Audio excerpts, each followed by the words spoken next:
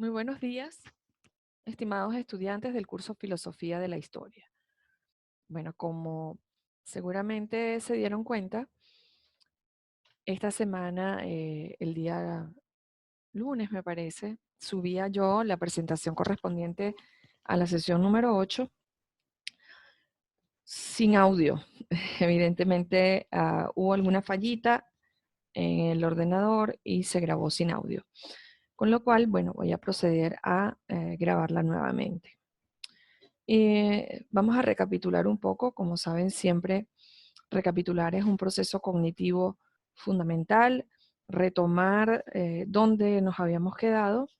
Y pues si recuerdan, en la clase anterior habíamos abordado justamente las aportaciones de Herder, de Kant, y habíamos concluido la notable evolución que había tenido la filosofía de la historia en materia de la concreción de un conocimiento cada vez más científico, deslastrado de aquellos elementos opináticos o subjetivos por parte del historiador. Este esfuerzo progresivo, además, por asumir a la historia como un proceso dinámico, no necesariamente circular, sino más bien en torno a un dinamismo dialéctico. Allí nos habíamos quedado. Hoy nos corresponde revisar las aportaciones de un grande de la filosofía de la historia, un grande de la historia que es justamente Georg Wilhelm Friedrich Hegel. Nace en 1770 y va a fallecer en el año 1831. Esto va a hacer que su desarrollo, su contexto, haciendo una breve reseña de lo que fue la realidad que le tocó vivir, le corresponde ver grandes cambios desde el punto de vista no solo de la ciencia, la denominada revolución científica, que ya había estado en plenitud durante la Edad Moderna, sino que ahora comenzaba a aproximarse a uno de los cambios o uno de los hechos más significativos en la historia de la humanidad y que impactará el ámbito de la historia y la filosofía, como lo es la revolución industrial. Como todos ustedes deben recordar, la revolución industrial comienza a dar sus primeros pininos y cambios importantes en materia de organización social a partir de 1750 en adelante. Con lo cual, ya en la Edad Moderna se habían introducido cambios desde el punto de vista social que permitían la movilidad vertical y horizontal de los diferentes estratos, y esto ya ponía en jaque las teorías que determinaban que la sociedad debía estar constituida por estancos inamovibles, impermeables, con lo cual, ciertamente, con las aportaciones de Hegel en las principales escuelas de historia, de filosofía de la historia, en las principales universidades occidentales, pero específicamente en Alemania, va a darse lo que Collingwood denomina un final y un comienzo y un final. Y justamente se le denomina así porque lo que Herder había empezado en 1784, esta aproximación a una historia asumida desde una perspectiva distinta, eh, va a perfeccionarse con Hegel. La mirada a la historia y a su devenir como un proceso dinámico, dialéctico en este caso, va a ser la principal aportación que constituye el final de una manera de hacer filosofía de la historia y el comienzo de una nueva, pero también el comienzo de una manera de interpretar el pasado y el final del mismo, puesto que, como desarrollaremos la semana que viene en las últimas sesiones, alumnos de Hegel serán Carlos Marx y Engels, con lo cual veremos cómo la herramienta de la dialéctica hegeliana se verá matizada reconstituida, redefinida por la dialéctica materialista que explicará Carlos Marx. En este sentido, las aportaciones de Hegel a la filosofía de la historia podríamos resumirla en esta cita que pueden encontrar ustedes en el texto de Collingwood.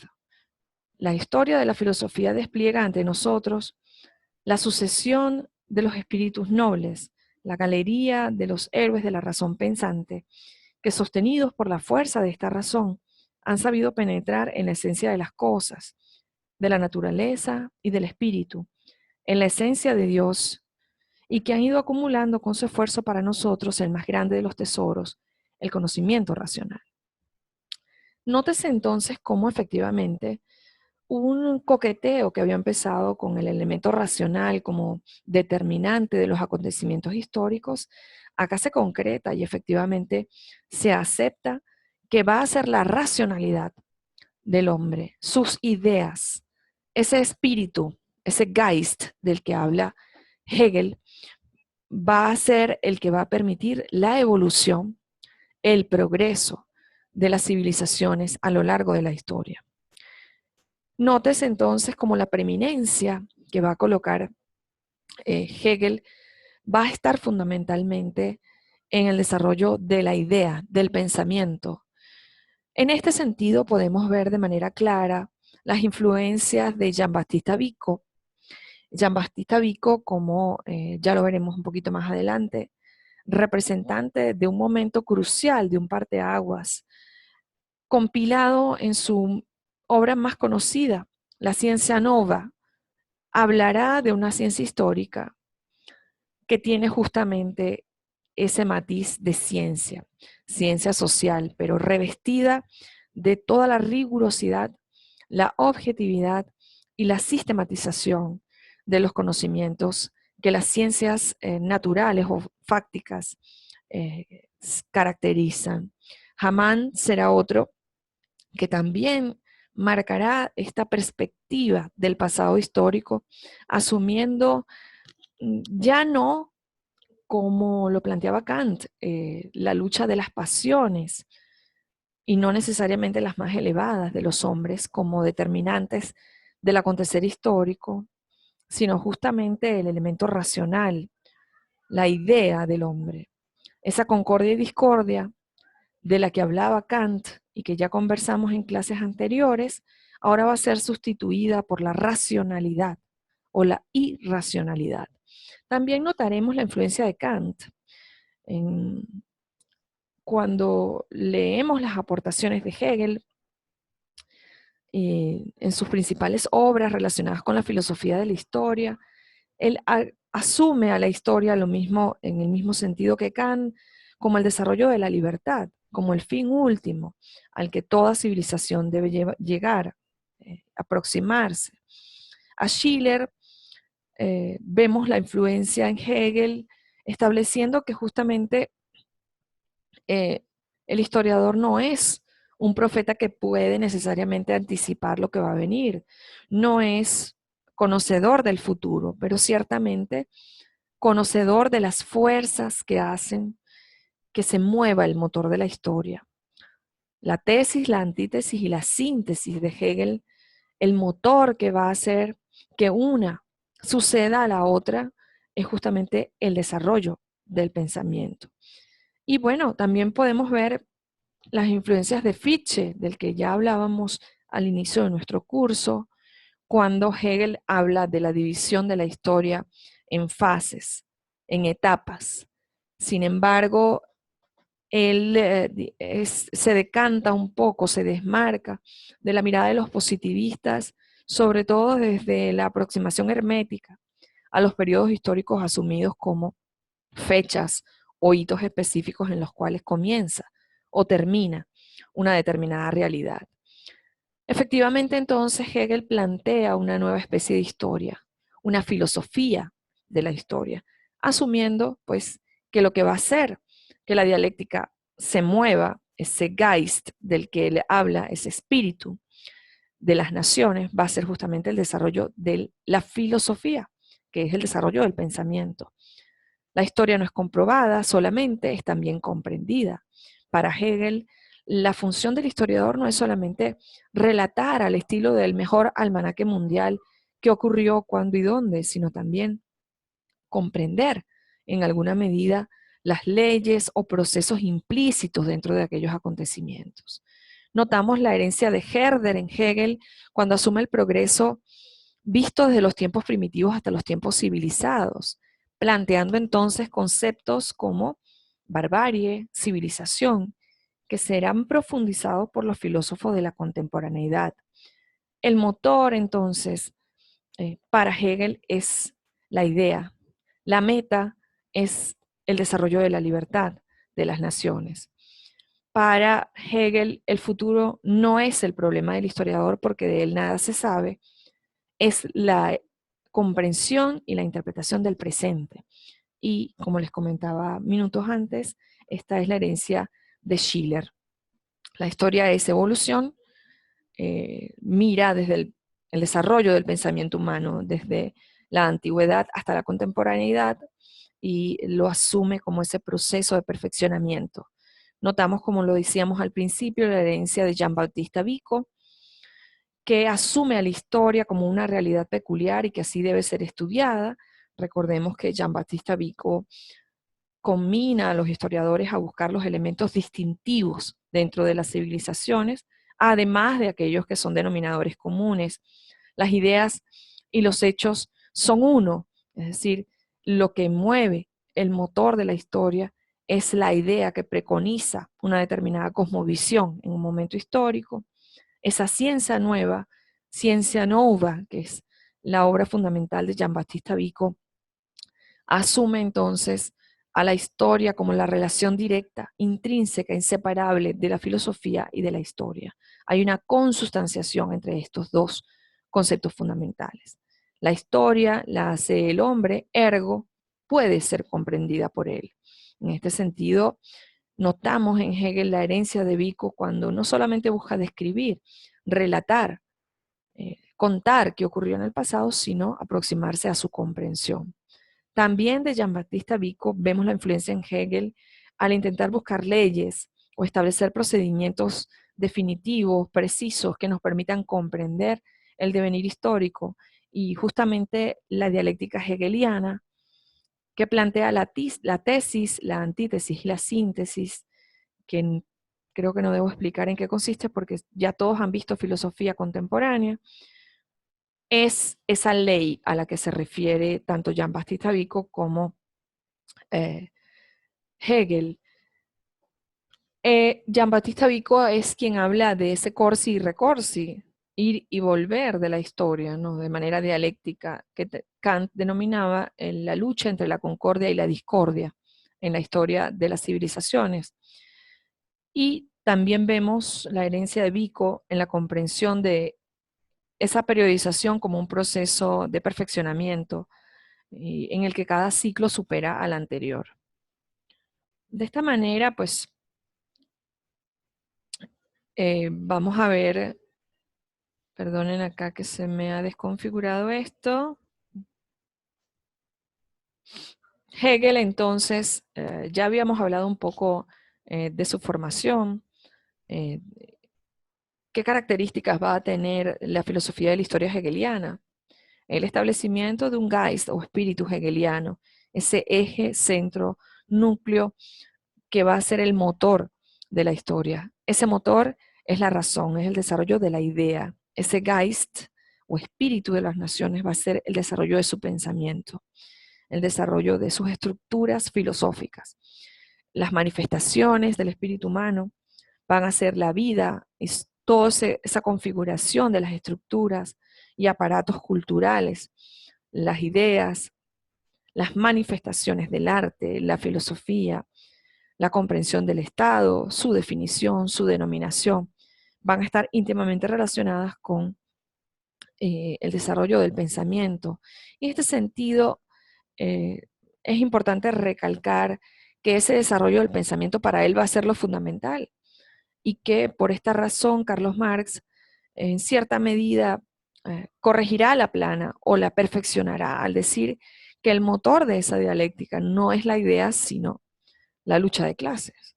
En este sentido vemos cómo, y no es la primera vez que se los comento, los maestros son superados por sus alumnos en el perfeccionamiento de las herramientas de comprensión del pasado. Para Hegel, la religión sigue estando presente, es decir, no es un elemento que se pueda eliminar.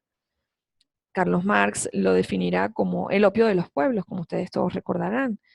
Pero para Hegel la providencia y la religión siguen siendo una variable a tomar en consideración en la comprensión del pasado. La historia para Hegel es la marcha del hombre hacia la libertad, y la libertad es ese fin último del que hablábamos más atrás.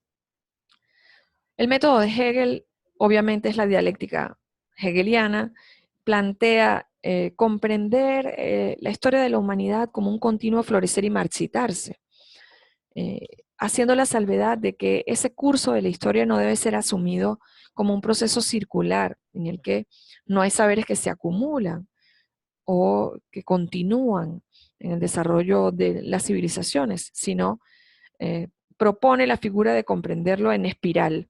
Es decir, aunque pareciera que hay situaciones que se repiten o procesos que parecieran plantear el comenzar de cero, el hombre no puede comenzar de cero porque es una herencia de su pasado. Asume la comprensión del pasado como problema. Problema no una situación problemática, sino problema como objeto de estudio. En este sentido, va a ser el primero en considerar que la historia puede abordarse dependiendo del objeto de estudio que se escoja. Si se escogen las ideas, puede ser historia de las ideas. Si se puede escoger la economía, igualmente se hará historia de la economía. Si se quieren estudiar las relaciones sociales, se puede hacer historia social de la humanidad. Y esto obviamente va a permear en un tipo específico de periodización. En este sentido, Ortega y Gasset afirmará que así como los objetos pueden clasificarse según su forma, color, tamaño, peso, material, función, así también los hechos históricos. En este sentido, la periodización que hará Hegel, pero que luego perfeccionará Carlos Marx, periodizando a través de modos de producción, pues es fundamental para la comprensión del pasado histórico.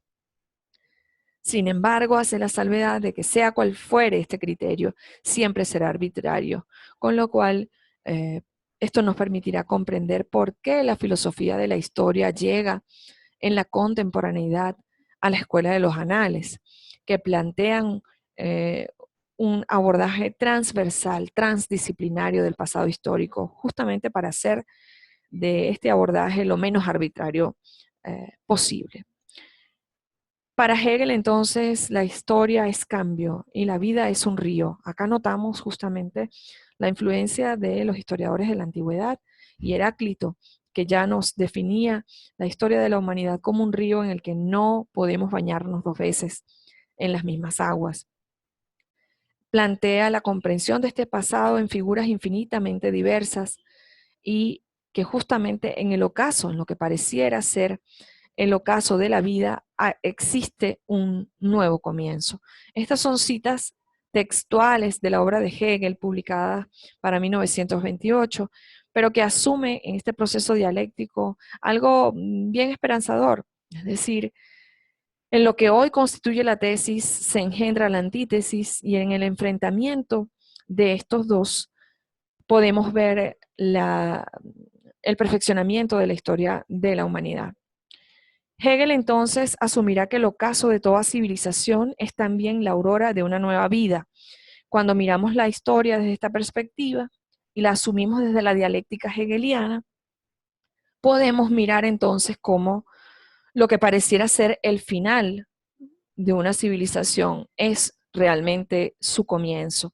El espíritu, ese Geist del que hablábamos al principio, no desaparece, muta, se transforma.